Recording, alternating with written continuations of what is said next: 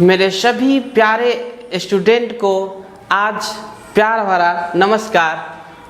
BSCB education India में के माध्यम से हम आप सबों का अपने चैनल में हार्दिक अभिनंदन करते हैं। जैसा कि कल के क्लास में आप देखे थे अंक गणित की आधारभूत प्रमेय के बारे में, आज हम आपको बताएंगे कि अंक गणित की आधारभूत प्रमेय के बारे में किनका योगदान रहा।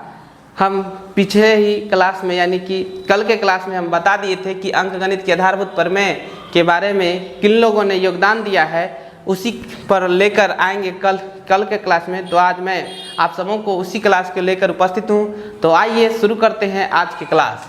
जैसा कि देख रहे हैं प्रमेय 1.2 अंक गणित के आधारभूत प्रमेय, जिसमें आपको बताए थे अंक गणित के आधारभूत प्रमेय कि अभाज्य संख्या को एक भाज्य संख्या के गुणनखंड के रूप में लिखा जा सकता है और यह क्रम के बिना अद्वितीय होता है। ये आप लोग याद कर लिए होंगे प्रमेय और दिखाए थे। फिर कल के क्लास में हमने आपको फैक्टर ट्री के बारे में बताया था। फैक्टर ट्री एक तरह का अंक गणित की आधारभूत प्रमेय से ही उत्पन्न है। तो आइए देखते हैं अंक गणित की आधारभूत प्रमेय के बारे में योगदान किनका योगदान है। तो अंक गणित की आधारभूत प्रमेय के बारे में सर्वप्रथम इस प्रमेय के बारे में प्रमेय के रूप में जो ये दिए थे, अपना वक्तव्य दिए थे, वो कौन दिए थे? यूक्लिड की एलिमेंट्स की पुस्तक 9 में साध्य 14 के रूप में किया गया था।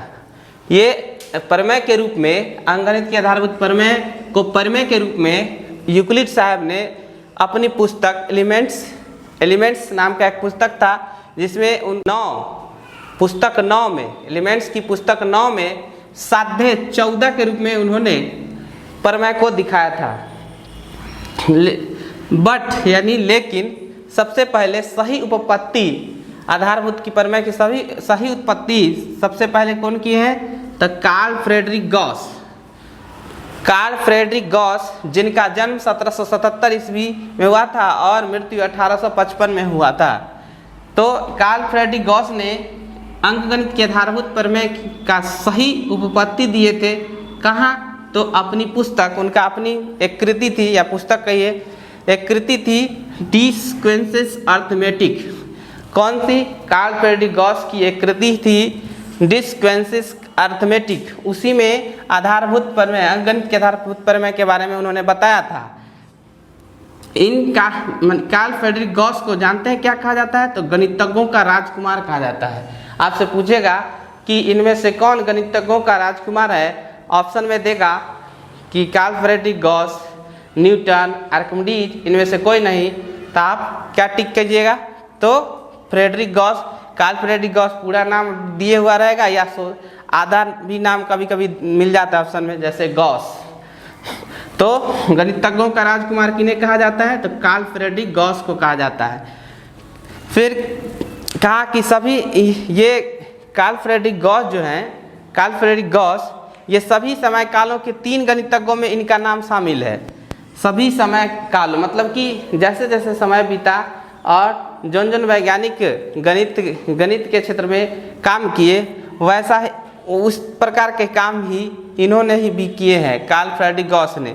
और सभी समय काल के 3 गणितज्ञों में से कौन कौन आते हैं? जैसे एक आते हैं आर्किमिडीज, दूसरा न्यूटन, और 3 नंबर पर इन्हीं का नाम आता है, कार्ल फ्रेडरिक गॉस का नाम आता है, जिन्होंने 3 नंबर पे कार्ल फ्रेडरिक गॉस का नाम आता है, जिन्होंने गणित के क्षेत्र में अपना महत्वपूर्ण योगदान दिया। ये गणित के क्षेत्र के साथ साथ ये फिजिक्स के क्षेत्र में भी बहुत, यानी फिजिक्स क्या कहते हैं? विज्ञान लिखिए, यानी विज्ञान के क्षेत्र में भी इनका योगदान महत्वपूर्ण है।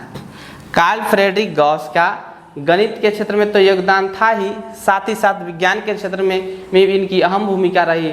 जैसे आप अगर 12th क्लास में जाइएगा जिस दिन, तो उसमें एक फिजिक्स में आता है पढ़ने को, एक थ्योरम आता है, यानी गॉस प्रमेय, गॉस थ्योरम।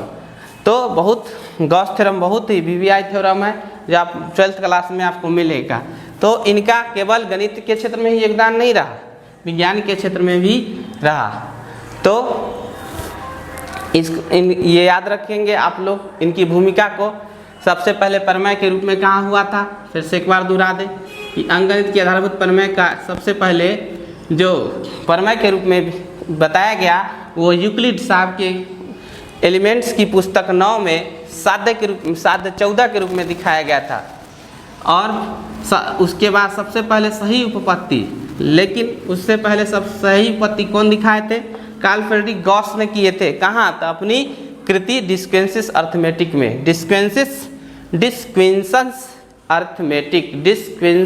अर्थमेटिक। इनका जन्म 1777 में हुआ, मर गए 1855, यानी कि 78 वर्ष ये अपना योगदान दिए, या यूँ कह लें कि 78 साल ये जिए। इन्हें गणितज्ञों का राजकुमार कहा जाता है और सभी समय कालों के 3 गणितज्ञों में इनका नाम भी शामिल किया गया है, जिसमें 2 नाम है, तीन गो में एक नाम तो इन्हीं का है, 2 नाम है, एक है आर्किमिडीज और दूसरा है न्यूटन, और 3 नंबर पर यही आते हैं। तो साथियों, आज के क्लास में इतना ही। मिलते हैं हम आप सबों से, हम अपने नए वीडियो में नए कुछ महत्वपूर्ण बातों के साथ। अभी तो आप जान ही रहे हैं कि फिलहाल हम आप सबों को रियल नंबर के बारे में, यानी कि वास्तविक संख्या के बारे में बता रहे हैं। उसी में क्या जो महत्वपूर्ण चीज़ मतलब टॉपिक सब है वो सब लेके आपको दिखा रहे हैं। तो अब हम अपने क्लास को यहीं पे विराम देते हैं। तब तक के लिए आप लोग जहाँ भी रहें स्वस्थ रहें, सुरक्षित रहें। जय हिंद, जय भारत।